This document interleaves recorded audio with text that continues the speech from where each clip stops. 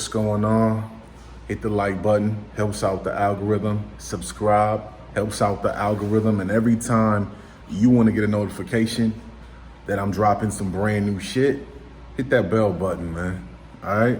So look, man, this is part 4 of the Art of Mastery series. It's a series I started from reading the book Mastery by Robert Greene. All right, he also wrote 48 Laws of Power and a bunch of different other books. I would tell you to tap in, you feel me? So if you haven't checked out the first 2 or the first 3, I need you to go right here, I think it's right here, up in the corner, and click the playlist right there, that tag, and go check out the first 3. Because this shit is in, it's in succession. You know what I mean? This shit is all in order, you feel me? So go tap in with those. But if you have, let's get into it. So this one, man, part 4 is about social intelligence. Social intelligence. Now, why is this important? You gotta allow everyone to be themselves, okay? You gotta allow people to be themselves. This is one of the hardest things for me that I've been learning to do as I've gotten older, is I've wanted more for people than they wanted for themselves. I've had friends of mine who weren't as ambitious. They were ordinary. They were average, and it's okay to be average, right? But this is my advice to anybody younger than me. Don't befriend, if you're a person that's extraordinary, and I'm talking about you're always willing to jump out the window and fail forward and keep moving forward. If you're an extraordinary person, do not befriend those that are ordinary, because what's gonna happen is you're gonna believe in them way more than they believe in themselves. So I would suggest that you do not befriend anybody that is average. And that's real shit, okay? So one of the hardest things I've had to learn to do as I've gotten older is allow everyone to be themselves. And even up to 36, I'll be 37, in a little bit over a month and a couple of weeks. It's been a really difficult thing for me to learn how to allow people in my life that are close to me to allow them to be themselves. Like I said, and it was for my own selfish gain. I'm gonna keep it real. Like, I had friends of mine in my past that I wanted them to catch up to where I was in certain aspects. For me, I believe in getting better by 1% daily. Everybody ain't like that. Everybody ain't like that. It has a lot to do with this book I'm reading now by Angela Duckworth called Grit. Everybody ain't got grit. A lot of people want to give up before shit gets hard, and you have to it's just like working out. I just got done leaving the gym. You got to put your body through stress. You got to create micro tears in your muscles from working out and exerting yourself in order for your body to grow. You got to have a little bit of pain to get some gains, and that's real shit. And a lot of people ain't willing to do that. You know what I'm saying? It's all about discipline. So I'm the type of person where I'm willing to bust my ass to get to where I need to go in life. And, I had to learn that I got to allow everyone to be themselves. I can't want you to be better than who the fuck you're destined to be. You feel me? So if you got a friend and you're a hustler and your friend ain't a hustler, your friend is average, ordinary, always complaining, never looking to be proactive, always looking to reactive, try to exit yourself out of their life as much as possible. You feel me? And then the second thing is this: take emotion out of social dealings. You got to take the emotion out of social dealings. I don't know. I know as an empath, for me, I can be a very highly emotional dude. When people tell me about some of the shit they're going through, I usually take on their emotions and shit, and I try to help them find ways and solutions and shit. But I've had to learn that I can't be worried about what the next person is going through. This is something I gained from my mom's side. My mom is an empath. Everybody on my mom's side is an empath, especially my grandfather. He's an empath. And what happens is when you become an empath, you open yourself up for energy leeches and people to harm you and shit. But I've learned a long time ago, man, that leave the emotion out of social dealings with people. Just third one is this: stop the idol worship, man. People bleed and cry just like you. All right? Stop the idol worship. People cry and bleed and shit and piss and blow their nose and all type of shit, just like you. You know what I mean? I think we're in a very interesting period in American history, and history repeats itself. I feel like we're in a Roman period where there were these Greek tragedies, well, in this period of time where there were these tragedies and people would have this idol worship. And that's really what it is right now in the digital age. There's certain people that have celebrity that can't do no wrong. And I'm not gonna name no names, but I mean, it's a trip to me how people have idol worship for people that don't even know you exist. They don't care if you exist. You know what I mean? So it's a trip. It's a trip. So realize this, man. You gotta stop the idol worship, man. Stop the idol worship. People bleed, cry, all just like you. All right. So look, this is more or less for the people that are trying to get better. Because like I said, this is about mastery. All right. So I'm gonna give you some steps towards dealing with your social, the social intelligence and building it up. All right. I'm reading my notes and shit. So here we go. Number one, let your work speak for you. Let your work speak for you. You ain't gotta fucking, a lot of people talk. They talk, oh, I can do this, I can do that, I can do this, I can do that. Let your work speak for you, man. Ignore all opposition.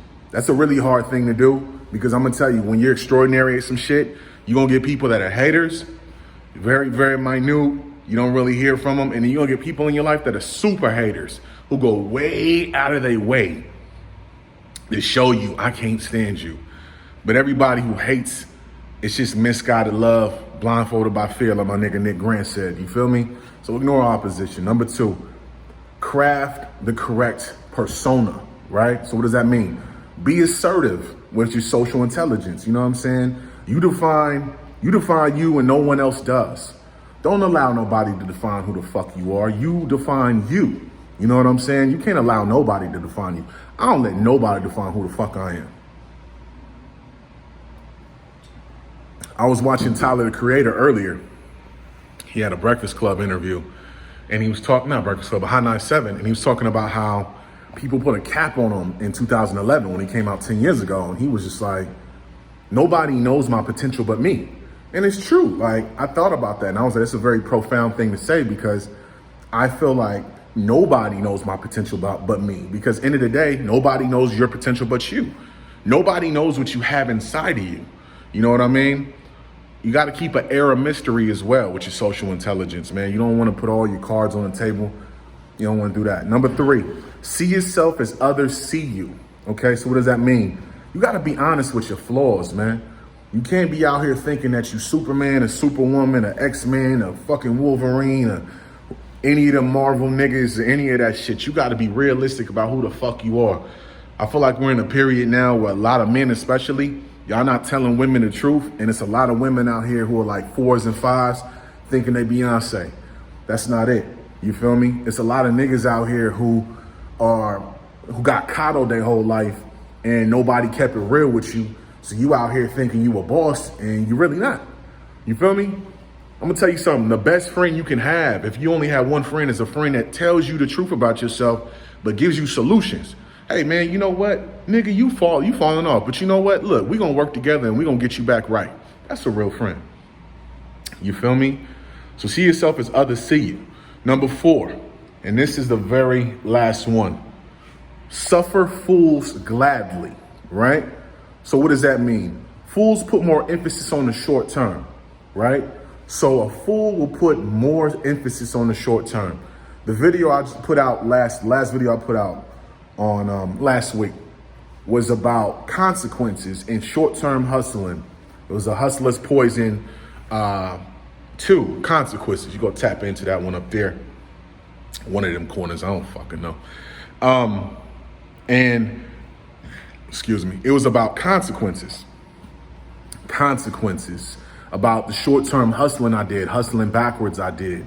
And I was a fool. As a fool, you will suffer gladly because you'll do things short-term that can come back to bite you in the ass. You know what I'm saying? Fools love drama. They do. Fools love drama. When you're so busy and progressive in your life and proactive and getting to the bag and failing forward and moving and getting better by 1% daily, you don't give a fuck about no gossip, no idol worship, no none of that shit. And that's just being socially intelligent. You feel me? Deal with fools like children. I'm telling you something. This is something I have had to learn to do. I have stooped down to fools' level in my life before. These niggas were super haters. I would, you know what I mean? They coming at me with all this shit. And I would, nigga, fuck you, woo, woo, woo. And now I had to learn, man, like, bro, I can't do that. The fuck I look like? I'm coming off of this throne to, you don't see pharaohs come off their throne to talk shit to peasants. You know what I'm saying? So why the fuck am I talking to this goofy ass nigga who ain't helped me build none of this kingdom? You know what I'm saying? So that's kind of what that is. So you got to treat fools like children. And don't take them seriously.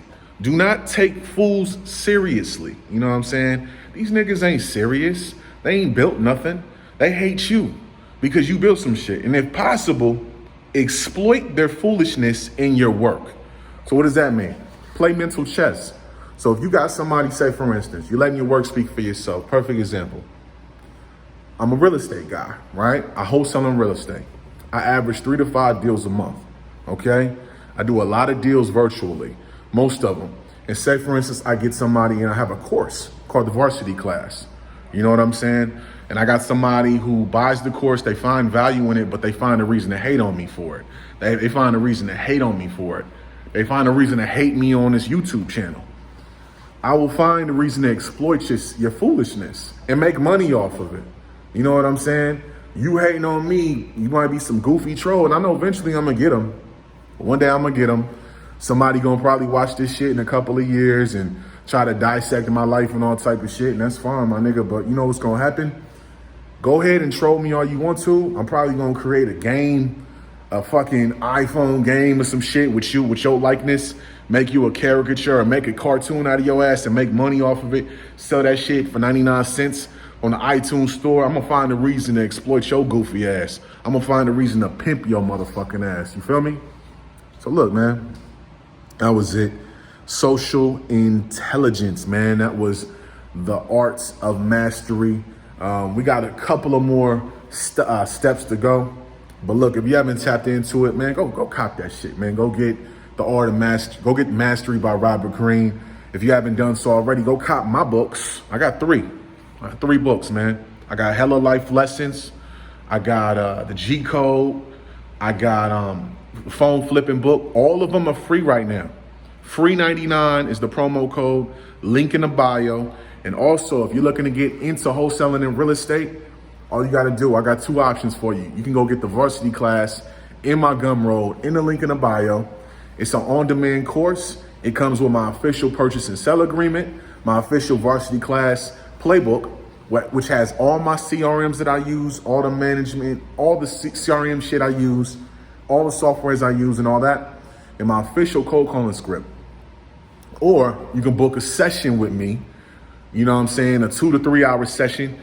If you're in LA, you can come to my offices down here in downtown LA, or, you feel me, we could do it over Zoom. Now you can hit me up in the email. All that shit is gonna be right below me.